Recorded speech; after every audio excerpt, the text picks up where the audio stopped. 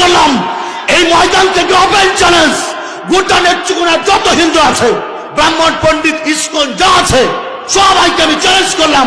প্রশান্ত বাবুরা জীবন শুধু আমার বিরুদ্ধে বললেন, যদি পারেন যোগ্য নেতা হন, সব আপনার কর্মীদেরকে নিয়ে যত হিন্দু আছে এক পাশে আসেন, আমি একা বসবো ইনশাআল্লাহ একা। যদি হিন্দু ধর্মের সত্যতা প্রমাণ করতে পারেন, আমার কাছে শর্ত থাকবে দুইটা। এক নাম্বার শর্ত আমার ব্যাপারে, যদি আমি হিন্দু ধর্মের কাছে পরাজিত হই, আমি আমার মাথা কেটে দিয়ে যাব। কথা বুঝতেছেন আপনারা? দুই নাম্বার শর্ত, যদি এলাকার হিন্দুরা পরাজিত হয়, স্ট্যাম্পের মধ্যে লিখিত থাকবে আমার কাছে কালেমা পড়ে মুসলমান হইতে হবে। কে মুসলমান? আপনারা কি আমার সাথে একমত আছেন তো? ইনশাআল্লাহ। শর্টকাট, স্ট্রেট কাট আলাপ, ওপেন চ্যালেঞ্জ, ওপেন চ্যালেঞ্জ, একবারে খোলা চ্যালেঞ্জ করলাম। বাজান, আমি হিন্দু থাকতে দেখেছি অসংখ্য লাশ আমি হাত দিয়া পোড়াইছি, অসংখ্য হিন্দুদের কাপড় চুপড় জিনিসপত্র গুলা এইগুলো আমরা চিতার মধ্যে পোড়াই দিয়েছি। আমার বাবা যখন মারা গিয়েছে, আমার বাবার কাপড় চুপড়ও আমরা চিতার মধ্যে ফেলে দিয়েছি, বালিশ তুষক সব ফেলে দিয়েছি।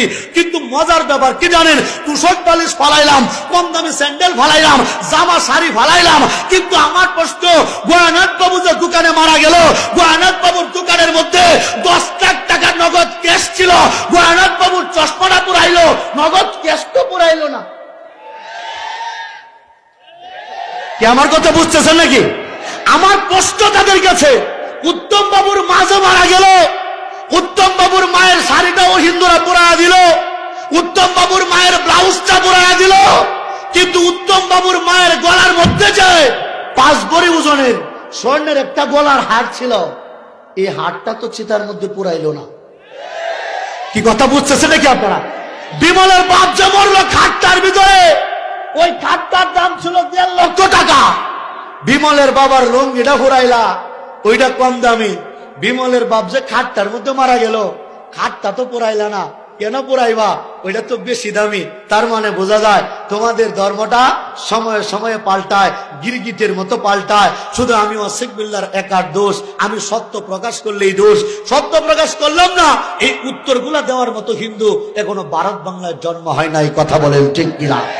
আমার হযরত, আমার শায়খ মুর্শিদ আল্লামা আব্দুল হক সাহেব হুজুর, আলহামদুলিল্লাহ, উনি কিন্তু আপনাদেরকে একটা কথা বলে দিয়েছে যে হিন্দুদের শেষ কথা হলো লা ইলাহা ইল্লাল্লাহু মুহাম্মাদুর রাসূলুল্লাহ।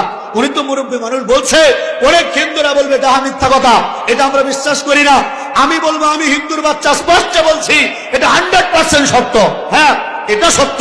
সরাসরি আরবিতে বলে না, এটাকে ঘুরায়া ফেরায়া সংস্কৃত ভাষায় বলে। একটু বলে দেবো নাকি? প্রকাশ করে দেবো নাকি? শেষ মন্ত্রটা প্রকাশ করে দেবো নাকি? মুসলমান হিন্দু ব্রাহ্মণ ঠাকুর যারা আছে, এরা মানে সবসময় মনি ঋষিদের। সমস্ত মনি ঋষিরা এরা একত্রিত হইল বেদ লেখার সময়। আমাদের যেমন প্রধান ধর্মগ্রন্থ কোরআন, হিন্দুদের হলো বেদ। এই বেদ হলো 4 প্রকার: ঋগ্বেদ, সামবেদ, অথর্ববেদ, যজুর্বেদ। এই প্রত্যেকটা বেদ দেখার পরে হিন্দু মনি ঋষিরা চিন্তা করলো, এই বেদের তো একটা মূল মন্ত্র দরকার। যেমন ইসলামের একটা মূল কথা আছে, লা ইলাহা ইল্লাল্লাহু মুহাম্মাদুর রাসূলুল্লাহ। তাহলে আমরা যারা হিন্দু, আমাদের হিন্দুদেরও তো একটা মূল মন্ত্র লেখা দরকার।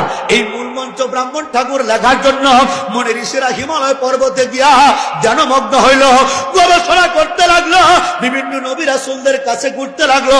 ঘুরতে ঘুরতে ঘুরতে ঘুরতে হিন্দুদের আসল মন্ত্রটা তারা পাইল। কিন্তু মজার ব্যাপার হইল, এই আসল মন্ত্রটা এটা যদি সরাসরি বলে দেয়, একটা হিন্দু আর হিন্দু থাকে না, হিন্দু থাকে না। বলতে পারেন কেন? এটা শুনলেই বুঝবেন। ব্রাহ্মণ মনি ঋষি কি করলো? হিমালয় পর্বত থেকে নামলো, সবার চেয়ে বড় মনি, সবচেয়ে বড় যে ঋষি, ওই ঋষি ভাই করলো কি, উনি একটা উঁচা টিলার মধ্যে উঠলো। উঁচা টিলার মধ্যে উঠে সমস্ত হিন্দুদেরকে, বড় বড় পণ্ডিতদেরকে ডাক দিল গোপন বৈঠক। উনি চিৎকার করে গোপন বৈঠকে বলতেছে লা। কি বলতেছে? লা।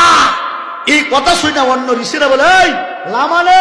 বলে লা মানে নাই, লা মানে নাই। অন্য ঋষিরা জিজ্ঞেস করে কি নাই? বলে ইলাহা। বলে অন্য কোন উপাসনাই। বলে কিসের উপাসনাই? বলে লা ইলাহা ইল্লা, লা ইলাহা পরম পদম, অর্থাৎ পরম পদের মতো অন্য কোন উপাসনাই। বলে তাইলে আছে কেনা? বলতেছে ইল্লা ইলাহা, আছে শুধু আল্লাহ। জোরে বলেন আল্লাহু আকবার। হিন্দুদের মন্ত্রের মধ্যে স্পষ্ট বলা, ও নেত্রকোনার হিন্দু ভাইয়েরা 16টা বছর যাবৎ আমি ওয়াসিক বিল্লাহ কালেমার দাওয়াত দেই বলে নেত্রকোনার হিন্দু ভাইয়েরা আমার নামে কত নালিশ করলা, পুলিশের কাছে কত কমপ্লেন করলা, ভারতের কাছে কত বিচার দিলা। আমি বলি কমপ্লেন করার দিন শেষ, প্রশাসন ভাইয়েরা উপস্থিত থাকবে, আসেন আমরা লাইভে বসি, গোটা এলাকার নেত্রকোনার যত হিন্দু আছে ওদেরকে এক পাশে বসায় দেন। সবচেয়ে বড় প্রোগ্রাম হয় মইনপুর এলাকায়, মইনপুরের মাঠটা অনেক বড়, মইনপুর মাঠের মধ্যে গোটা নেত্রকোনার হিন্দুরা এক পাশে থাকবে। আমি হুজুরদের দোয়া নিয়া, আপনাদের দোয়া নিয়া একা বসবো ইনশাআল্লাহ, একা।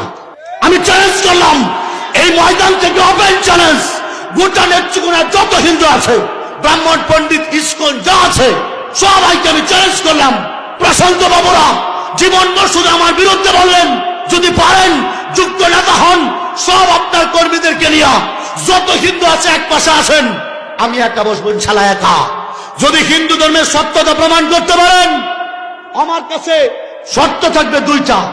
এক নাম্বার শর্ত আমার ব্যাপারে, যদি আমি হিন্দু ধর্মের কাছে পরাজিত হই, আমি আমার মাথা কেটে দিয়ে যাব।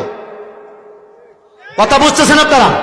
2 নম্বর শর্ত, যদি এলাকার হিন্দুরা পরাজিত হয়, স্ট্যাম্পের মধ্যে লিখিত থাকবে আমার কাছে কালেমা পড়ে মুসলমান হইতে হবে। কে মুসলমান? আপনারা কি আমার সাথে একমত আছেন তো ইনশাআল্লাহ? শর্টকাট, স্ট্রেট কাট আলাপ, ওপেন চ্যালেঞ্জ, ওপেন চ্যালেঞ্জ, একবারে খোলা চ্যালেঞ্জ করলাম। 2টা শর্ত। 1 নম্বর, যদি আমি ওয়াসিক বিল্লাহ হিন্দু ধর্মের কাছে পরাজিত হই, আমার মাথা কেটে দিয়ে যাবো ইনশাআল্লাহ। 2 নম্বর, যদি তারা পরাজিত হয়, তাহলে স্ট্যাম্পে লিখিত দিয়া কালেমা পড়ে মুসলমান হইতে হবে। কি কথা বলেন? কথা বলেন ঠিক কিনা?